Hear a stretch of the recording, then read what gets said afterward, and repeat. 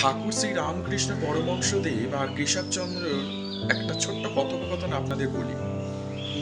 একসময় কেশবচন্দ্র ঠাকুর রামকে জিজ্ঞাসা করেছিলেন, প্রভু আমার অত সময় নেই, অত ধৈর্য নেই কথামৃত পড়ার, তা আপনি এক কথায় আমাকে বলতে পারবেন গোটা কথামৃতর মধ্যে কি লেখা আছে, বা গোটা কথামৃতর সারাংশটা কি আপনি এক কথায় বলতে পারবেন?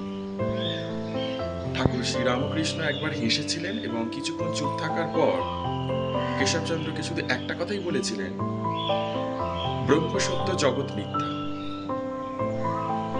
বলে উনি ধ্যানস্থ হয়েছিলেন। কেশবচন্দ্র শুনে ঠাকুরকে বলেছিলেন, প্রভু আমার উত্তর আমি পেয়ে গেছি, বলে প্রণাম করেছিলেন।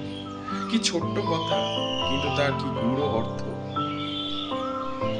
ব্রহ্ম সত্য জগৎ মিথ্যা, জগতের সমস্ত কিছু মিথ্যা। বিবেচনা করে দেখুন, ভেবে দেখুন, সব মিথ্যা। শুধু ঈশ্বরের উপর বিশ্বাস রাখুন, ভরসা রাখুন, তিনি কখনো ঠকাবেন না। তিনি আদি, তিনিই সত্য, তিনি সাকার ও নিরাকার। চাইলে তিনি সব পারেন, শুধু বিশ্বাসটুকু আর ভক্তি শ্রদ্ধাটুকু ওনার উপর রাখতে হবে।